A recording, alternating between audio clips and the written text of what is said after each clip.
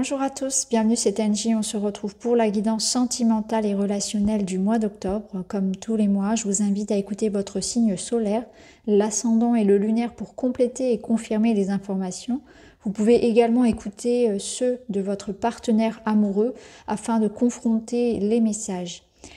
Je vous remercie de votre bienveillance, je vous souhaite une très belle écoute et je vous dis à très vite.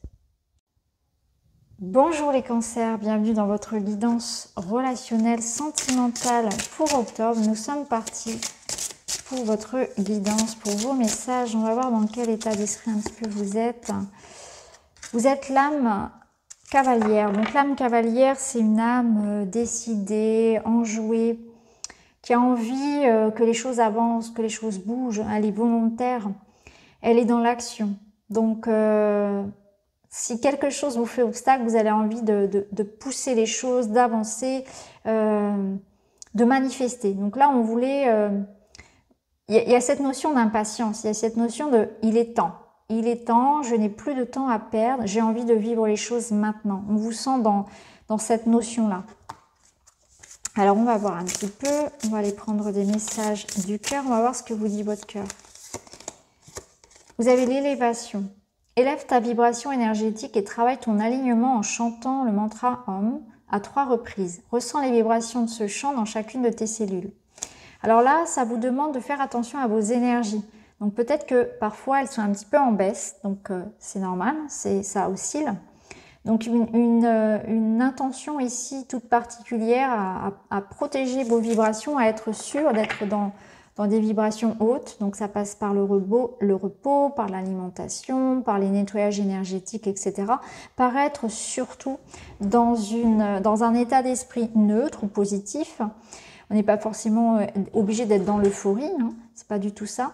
Mais en tout cas, veillez à faire comme régulièrement une forme de purification de tout ce qui ne vous appartient pas. Les pensées, les croyances, tout ce qui peut vous polluer un petit peu et abaisser vos vibrations. Voilà, cette espèce de petit nettoyage là à faire régulièrement.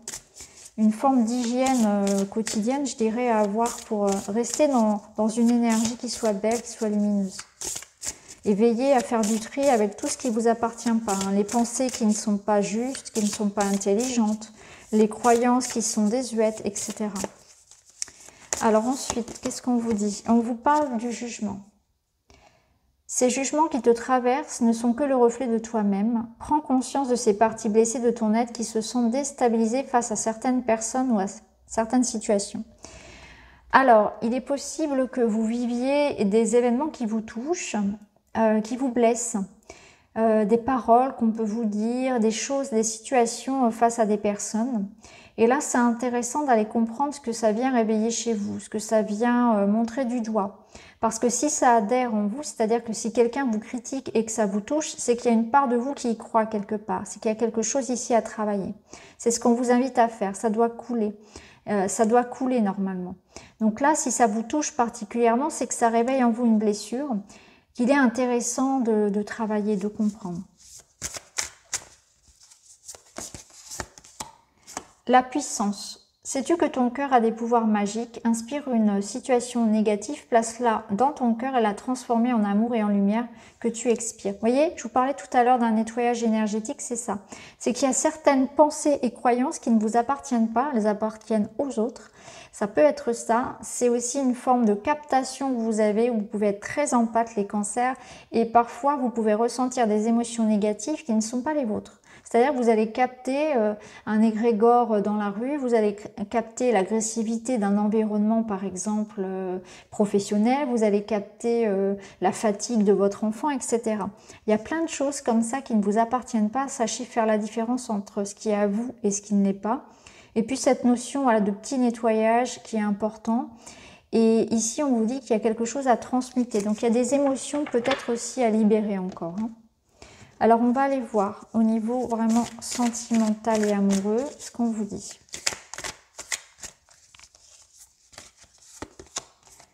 Vous avez le flirt qui vous parle de papillonner, de légèreté. On a la jalousie, la peur et on a la distance. Alors, on va faire plusieurs lectures de ce trio de cartes.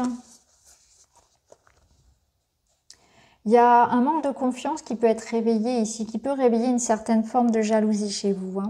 Il peut y avoir par exemple un partenaire qui est très occupé par son travail ou qui physiquement n'est pas disponible. Soit il y a une distance, on va dire émotionnelle ou physique. En tout cas, il y a cette idée que voilà, il y a un éloignement qui fait que, ou une prise de distance, qui fait que ça va réveiller chez vous peut-être une blessure d'abandon, de rejet, et il y a de la jalousie, là, il y a un manque de confiance peut-être dans un lien. On a des peurs, on a peut-être peur aussi à l'inverse, de ne pas de ne pas correspondre finalement, je dirais, à ce qu'attend l'autre. Ça peut être ça, ça peut être dans l'idée de est-ce que finalement cette personne, parce que là on est dans l'idée d'avoir une relation à distance, est-ce que cette personne, une fois la rencontre faite, eh bien sera toujours intéressée par qui je suis, hein, il y a cette notion-là. Pour d'autres, il peut y avoir aussi cette notion que quelqu'un ne s'investit pas suffisamment par rapport à vos attentes. Et encore une fois, cette notion de distance. Alors, ça peut être une relation à distance, mais ça peut être aussi tout simplement qu'on ressent qu'il y a un décalage entre l'investissement que je donne dans mon couple, dans ma relation, et ce que investit l'autre. Il y a un déséquilibre. Il y en a un qui donne moins que l'autre. Ça peut être vous, ça peut être l'autre. Ça peut générer effectivement, du coup, de la peur chez la personne opposée, mais c'est aussi cette notion qu'il peut y avoir une jalousie excessive de l'un des deux. Donc attention aussi à ça. On vous dit aussi, pour ceux qui commenceraient une relation, de prendre le temps. Prendre le temps de connaître l'autre, etc. Ne tirez pas voilà, des plans sur la comète. Laissez les choses se faire. Il y a quelqu'un ici qui peut-être n'est pas prêt à s'investir. Donc pour le moment, il y a cette notion voilà, de flirt qui est présente. On en est au tout début. Il faut laisser les choses s'installer dans le temps. Alors, on va continuer avec d'autres messages.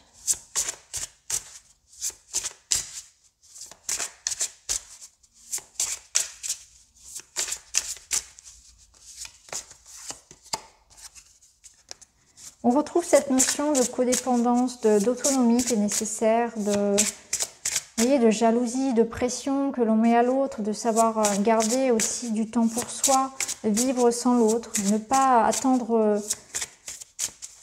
Ne pas trop attendre de l'autre, savoir aussi être dans son autonomie. Là, on a cette notion, ouais, peut-être de peur de l'abandon, hein, effectivement, qu'on est en train de guérir. Et on a cette notion d'effort. Oui, on est dans une histoire ici où il y a besoin effectivement de travailler à ça, de travailler ensemble pour arriver à ce qu'il y ait moins de jalousie, moins de codépendance dans le couple. Plus d'autonomie, plus de confiance en l'autre, mais aussi en soi, parce que du coup, la jalousie, elle découle de ça, d'un manque de confiance en soi, d'une peur de l'abandon, de cette nécessité d'avoir toujours, que tout passe par l'autre. Il faut aussi savoir vivre par soi-même. Donc là, il y a cette notion-là. Il y a une notion peut-être aussi d'emprise. Hein, il y a quelque chose qui a de l'emprise sur ce couple. Ça peut être extérieur aux deux personnes, ça peut être aussi quelque chose qui impacte le couple et qu'il va falloir essayer de gérer. Ça peut être les expériences passées, hein, les ex, les enfants de l'autre personne, un divorce difficile, un travail très prenant, la distance aussi géographique, quelque chose comme ça, une addiction. Il peut y avoir l'un des deux qui est une addiction aussi. En tout cas, on voit que là, on sème de l'amour, on met de l'amour et de la compréhension, du respect, de l'engagement finalement sur ça, pour que ça guérisse, pour que ça s'améliore. Donc on voit bien qu'il y a une notion quand même qui est présente d'essayer de trouver des solutions à une problématique de couple qui a besoin d'être réparée, qui a besoin d'être coupée. Hein. On voit qu'on n'est pas libre. Il y a quelque chose qui fait qu'on n'est pas libre complètement, qu'on n'est pas parfaitement équilibré. Et là, on voit que voilà, on est volontaire. On est volontaire pour que ça bouge, pour que ça change, pour que ça évolue. Parce que là, quand même, on voit que ça peut tenir parfois qu'à un fil. Alors, on va continuer. On va mettre d'autres cartes pour vous. On va prendre un petit Lenormand. Alors, on a la carte des nuages qui se retourne. Donc, je la prends. La carte des nuages, on voit que c'est trouble. Vous ne savez pas trop où vous allez. Il y a des questionnements, il y a du stress, il y a des doutes. La situation n'est pas claire. Une situation mérite ici qu'on s'y attarde. On a le cavalier. C'est intéressant parce qu'on retrouve 2 fois cette notion de cavalier. Le cavalier, dans le normand, c'est celui ou celle qui apporte de l'information. C'est aussi le retour d'une personne. Donc peut-être que vous êtes dans l'attente du retour d'une personne ou de l'arrivée d'une nouvelle, d'une visite, d'un regroupement, de retrouvailles. Ça peut être ça, des retrouvailles physiques. C'est aussi la notion de se mettre en action, de décider, d'agir. Vous avez l'énergie féminine. Donc c'est aussi un besoin ici de mettre de l'accueil, du respect, du yin dans la relation. Donc il y a à la fois le yang, le décider, l'agir, etc. et l'équilibre avec le yin, avec la douceur, la tendresse, la part féminine en soi, l'accueil des émotions, l'accueil des ressentis. Et on a la maison. Donc on attend pour certains le retour d'une personne à la maison.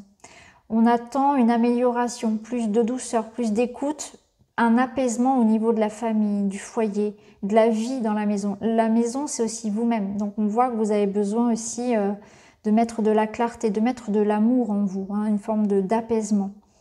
Au dos, on a l'hélice. L'hélice, c'est la sérénité, c'est la maturité.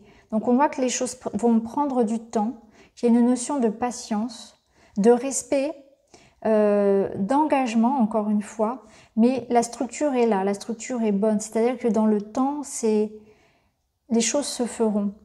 Mais pour le moment, on voit que voilà, on attend que quelqu'un agisse, on attend que quelqu'un communique, revienne, s'engage. Ça nécessite du temps et de la maturité. Donc il y a peut-être aussi une notion de manque de responsabilité ou de manque de responsabilité de l'un des deux. Ou un travail sur soi à faire qui est nécessaire et qui nécessite du temps.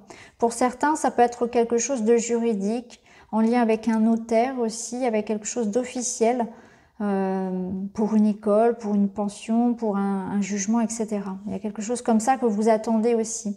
Donc on attend aussi des réponses administratives et officielles peut-être pour que ça permette de libérer quelqu'un, d'avoir de la clarté. Alors on va terminer pour vous les cancers avec un petit message. Et vous avez « Je prends conscience de ma valeur ». La vraie valeur d'un être humain ne se résume pas à un chiffre sur une échelle de 1 à 10. Ma valeur est inestimable et je choisis de vivre le meilleur. Donc voilà pour vous les amis, ce mois-ci, j'espère que ça vous parle. Je vous embrasse et je vous dis à très vite.